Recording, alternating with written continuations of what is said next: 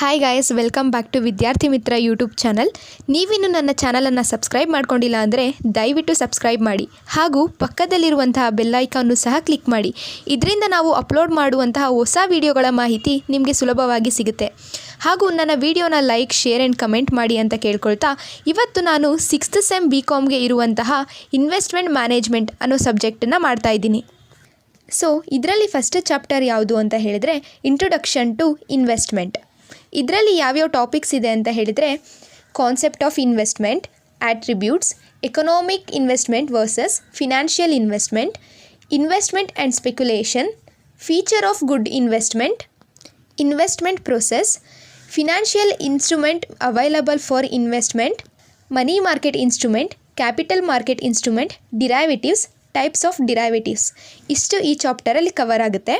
ಅದರಲ್ಲಿ ನಾನು ಇವಾಗ ಮಾಡ್ತಾ ಇರೋದು ಯಾವುದು ಅಂತ ಹೇಳಿದರೆ ಮೀನಿಂಗ್ ಆಫ್ ಇನ್ವೆಸ್ಟ್ಮೆಂಟ್.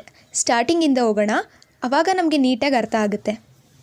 ಓಕೆ, ಈಗ ಫಸ್ಟ್ ನಾವು ಇನ್ವೆಸ್ಟ್ಮೆಂಟ್ ಅಂದರೆ ಏನು ಅಂತ ತಿಳ್ಕೊಳ್ಳೋಣ. Investment means it is the process of investing money in an asset with the objective to grow money in a stipulated time period. ಅಂದರೆ ಒಂದು ನಿಗದಿತ ಸಮಯದಲ್ಲಿ ಪ್ರಸ್ತುತ ಇರುವ ಹಣವನ್ನು ಜಾಸ್ತಿ ಮಾಡ್ಕೊಳ್ಳೋದಕ್ಕೋಸ್ಕರ ಅಸೆಟ್ಗಳ ಮೇಲೆ ಹಣವನ್ನು ಹೂಡಿಕೆ ಮಾಡುವ ವಿಧಾನವನ್ನು ಅಥವಾ ಪ್ರಕ್ರಿಯೆಯನ್ನು ಇನ್ವೆಸ್ಟ್ಮೆಂಟ್ ಅಂತ ಹೇಳಿ ಕರೀತಾರೆ. ಈಗ ಕಾನ್ಸೆಪ್ಟ್ ಆಫ್ ಇನ್ವೆಸ್ಟ್ಮೆಂಟ್ ಅಂತ ಹೇಳಿದರೆ ಒಬ್ಬ ಇಂಡಿವಿಜುವಲ್ ಅಥವಾ ಇನ್ಸ್ಟಿಟ್ಯೂಷನ್ ಇನ್ವೆಸ್ಟ್ಮೆಂಟ್ ಮಾಡೋದಕ್ಕೂ ಮುಂಚೆ ಯಾವ ಪ್ರಿನ್ಸಿಪಲ್ಸ್ ಅಥವಾ ಯಾವ ಸ್ಟ್ರಾಟಜಿನ ಯೂಸ್ ಮಾಡುತ್ತೆ ಅಂತ ನೋಡೋದನ್ನೇ ಕಾನ್ಸೆಪ್ಟ್ ಆಫ್ ಇನ್ವೆಸ್ಟ್ಮೆಂಟ್ ಅಂತ ಹೇಳಿ ಕರೀತಾರೆ. ಇದರಲ್ಲಿ ಫಸ್ಟ್ ಒಂದು ರಿಸ್ಕ್ ಆ್ಯಂಡ್ ರಿಟರ್ನ್ ಅಂತ ಹೇಳಿ ಜಸ್ಟ್ ಕಾನ್ಸೆಪ್ಟನ್ನ ಅರ್ಥ ಮಾಡ್ಕೊಳ್ಳಿ. ರಿಸ್ಕ್ ಆ್ಯಂಡ್ ರಿಟರ್ನ್ ಅಂತ ಹೇಳಿದರೆ ಇದು ಒಂದು ಮೂಲಭೂತ ತತ್ವ ಆಗಿರುತ್ತೆ.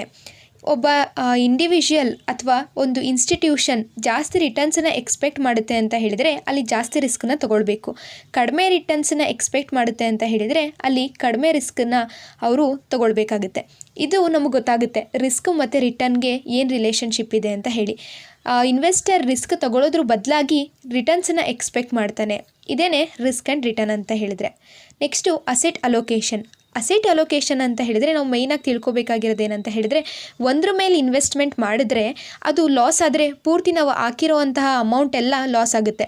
ಅದೇ ನಾವು ಸ್ವಲ್ಪ ಈಗ ನಮ್ಮ ಹತ್ರ 100% ಅಮೌಂಟ್ ಇದೆ ಅಂತ ಹೇಳಿದರೆ 25% ಸ್ಟಾಕ್ ಅಥವಾ ಬಾಂಡ್ಸ್ ಮತ್ತು 25% ರಿಯಲ್ ಎಸ್ಟೇಟ್ ಮತ್ತು 25% ಕ್ಯಾಶ್ ಈಕ್ವಲೆಂಟ್ಸ್ ಮೇಲೆ ಇನ್ವೆಸ್ಟ್ಮೆಂಟ್ ಮಾಡ್ತಾ ಹೋದರೆ ಇದರಲ್ಲಿ ನಮಗೆ ಒಂದು ಲಾಸ್ ಆದ್ರೂ ಇನ್ನೊಂದು ಪ್ರಾಫಿಟ್ ಆಗೇ ಇರುತ್ತೆ.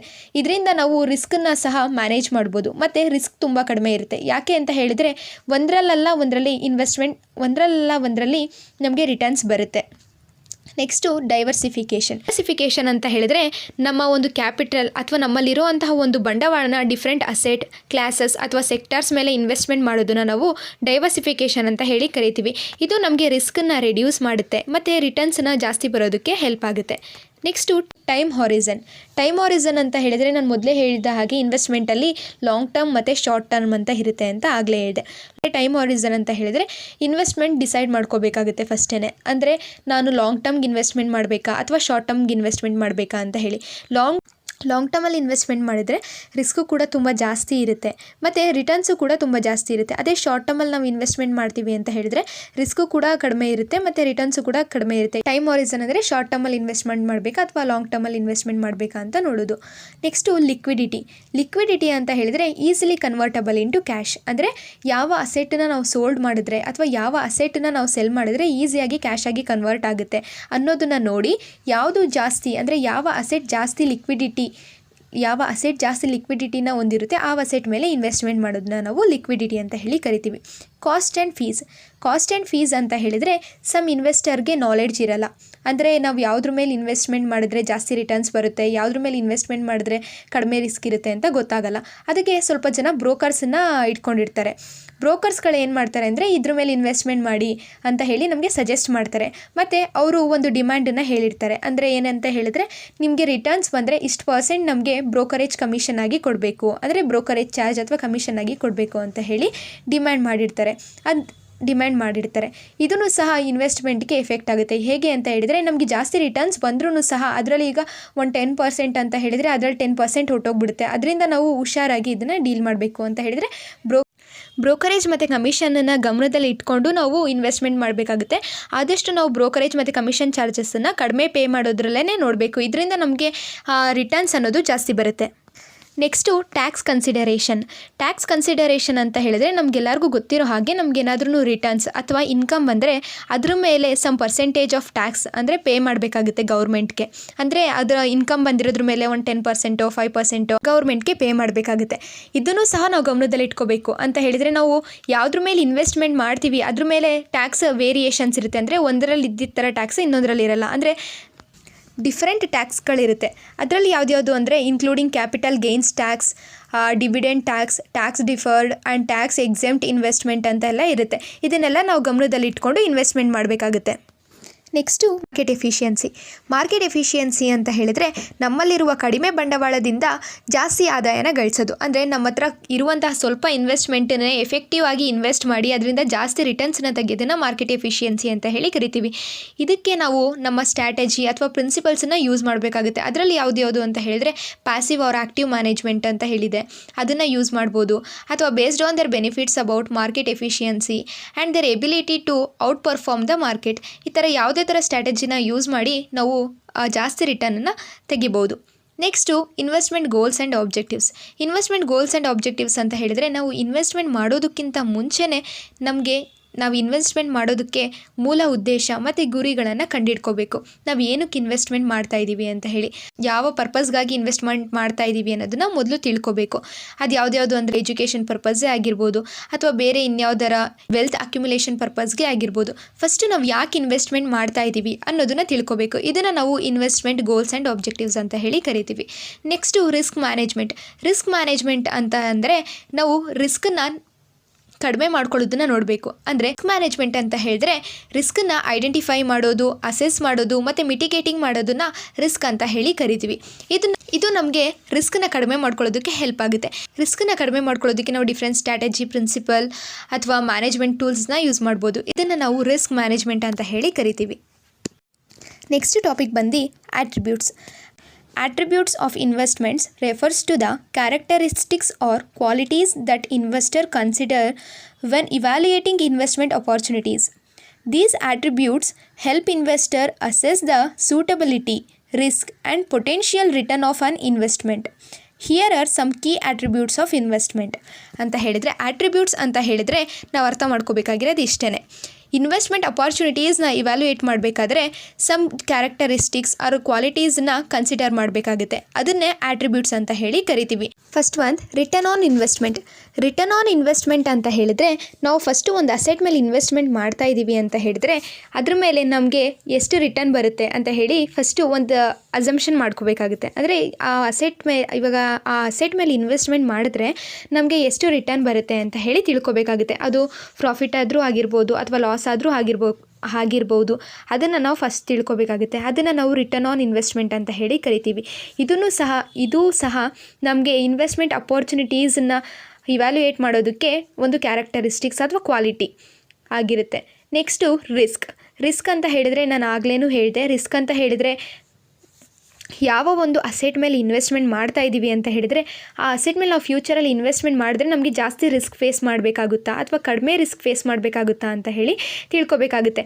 ಇನ್ಕ್ಲೂಡಿಂಗ್ ಇದರಲ್ಲಿ ಮಾರ್ಕೆಟ್ ರಿಸ್ಕ್ ಇನ್ಕ್ಲೂಡ್ ಆಗಿರುತ್ತೆ, ಮತ್ತು ಕ್ರೆಡಿಟ್ ರಿಸ್ಕ್ ಇನ್ಕ್ಲೂಡ್ ಆಗಿರುತ್ತೆ, ಲಿಕ್ವಿಡಿಟಿ ರಿಸ್ಕ್ ಇನ್ಕ್ಲೂಡ್ ಆಗಿರುತ್ತೆ, ಮತ್ತು ಇನ್ಫ್ಲೇಷನ್ ರಿಸ್ಕ್ ಇನ್ಕ್ಲೂಡ್ ಆಗಿರುತ್ತೆ.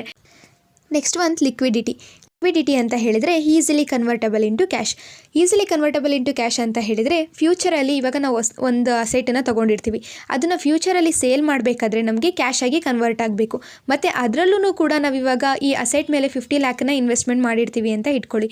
ನೆಕ್ಸ್ಟು ಫ್ಯೂಚರಲ್ಲಿ ಕ್ಯಾಶಾಗಿ ಕನ್ವರ್ಟ್ ಮಾಡಬೇಕಾದ್ರೆ ನಮಗೆ 45 ಲ್ಯಾಕ್ ಬಂದರೆ ನಮಗೆ ಅದು ಲಾಸ್ ಆಗುತ್ತೆ. ನಮಗೆ ಅದಕ್ಕಿಂತ ಇನ್ವೆಸ್ಟ್ಮೆಂಟ್ ಮಾಡಿರೋದಕ್ಕಿಂತ ಜಾಸ್ತಿ ಅಮೌಂಟ್ ಬಂದರೆ ಅದನ್ನು ನಾವು ರಿಟರ್ನ್ಸ್ ಅಂತ ಹೇಳಿ ಕನ್ಸಿಡರ್ ಮಾಡ್ತೀವಲ್ವಾ. ಅದೇ ಥರ ನಾವು ಈ ಅಸೆಟ್ ಮೇಲೆ ಇನ್ವೆಸ್ಟ್ಮೆಂಟ್ ಮಾಡಿದ್ರೆ ನಾವು ಫ್ಯೂಚರಲ್ಲಿ ಜಾಸ್ತಿ ರಿಟರ್ನನ್ನು ಬರುತ್ತೆ. ಅಂದರೆ ಇದನ್ನು ನಾವು ಈಸಿಯಾಗಿ ಕ್ಯಾಶ್ ಆಗಿ ಕನ್ವರ್ಟ್ ಮಾಡ್ಬೋದು ಅಂತ ತಿಳ್ಕೊಬೇಕಾಗುತ್ತೆ. ಇದನ್ನು ನಾವು ಲಿಕ್ವಿಡಿಟಿ ಅಂತ ಹೇಳಿ ಕರಿತೀವಿ. ಟೈಮ್ ಆರಿಸನ್ ಅಂತ ಹೇಳಿದರೆ ಶಾರ್ಟ್ ಟರ್ಮ್ ಅಥವಾ ಲಾಂಗ್ ಟರ್ಮ್ ಎರಡರಲ್ಲಿ ಯಾವುದ್ರ ಮೇಲೆ ನಾವು ಇನ್ವೆಸ್ಟ್ಮೆಂಟ್ ಮಾಡ್ತಾ ಇದ್ದೀವಿ ಅಥವಾ ಈ ಅಸೆಟ್ ಶಾರ್ಟ್ ಟರ್ಮ್ ಅಲ್ಲಿ ಇದೆಯಾ ಅಥವಾ ಲಾಂಗ್ ಟರ್ಮ್ ಆಗಿದೆಯಾ ಅಂತ ಹೇಳಿ ಮೊದಲು ತಿಳ್ಕೊಬೇಕಾಗುತ್ತೆ. ಅದನ್ನು ನಾವು ಟೈಮ್ ಹಾರಿಸನ್ ಅಂತ ಹೇಳಿ ಕರಿತೀವಿ. ಡೈವರ್ಸಿಫಿಕೇಷನ್ ಅಂತ ಹೇಳಿದರೆ ನಾನು ಆಗಲೇ ಹೇಳಿದೆ.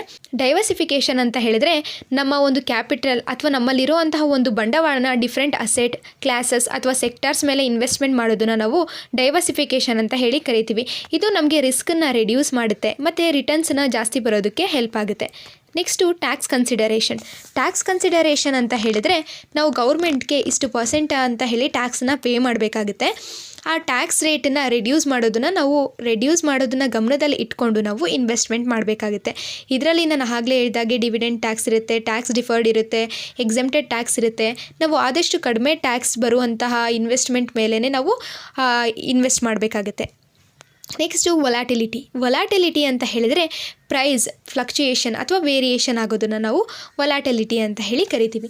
ಆ್ಯಕ್ಚುಲಿ ನಾವು ಫ್ಲಕ್ಚುಯೇಷನ್ ಅಥವಾ ವೇರಿಯೇಷನ್ ಆಗೋದ್ರ ಮೇಲೆ ಇನ್ವೆಸ್ಟ್ಮೆಂಟ್ ಮಾಡಿದ್ರೆ ನಮಗೆ ರಿಸ್ಕ್ ಅನ್ನೋದು ಜಾಸ್ತಿ ಇರುತ್ತೆ.